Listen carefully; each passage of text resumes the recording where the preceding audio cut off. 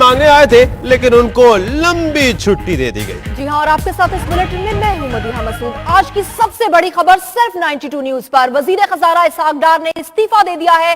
वजीर आजम हाउस के जराये के मुताबिक वजीर खजाना पर इस्तीफे का दबाव बढ़ गया था, जिसके बाद मुशावरत का अमल शुरू हुआ और मुशावरत के बाद उन्होंने इस्तीफा दे दिया है। जी हाँ, वजीर खजाना इसहाक डार ने इस्तीफा दे दिया। इसी बारे में बात करते हैं। सीनियर एंकर पर्सन मोहम्मद मालिक साहब हमारे साथ मौजूद हैं। मालिक साहब, पिछले बुलेटिन में आपसे बात भी हो रही थी और तवक्को ये की जा रही थी कि जिस तरह से प्रेशर बिल्टअप हो चुका है तो इस्तीफा दे देना चाहिए। अब खबरें ये आ रही है कि इस्तीफा दे दिया, क्या कहिए?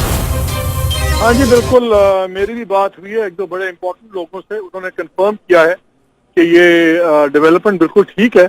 और अब जो हमने दूसरी खबर दी थी पहले, एक के इकोनॉमिक एडवाइजरी काउंसिल वो बनेगी और शायद हमने नाम भी बताए थे प्रोग्राम्स में अपने, तो वो अब सेकंड डेवलपमेंट इसमें यही होगी कि इकोनॉमिक एडवाइजरी काउंसिल बनेगी।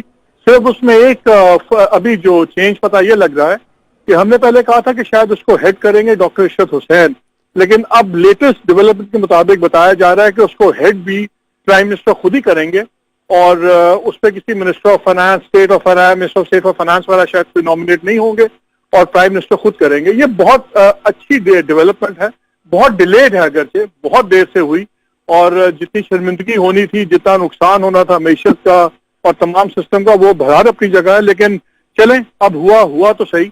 और मेरा ख्याल है कि इससे थोड़ी सी स्टेबिलिटी आ जाएगी मिनिस्ट्री ऑफ फाइनेंस की वर्किंग में और गवर्नमेंट के लिए भी खास तौर पे।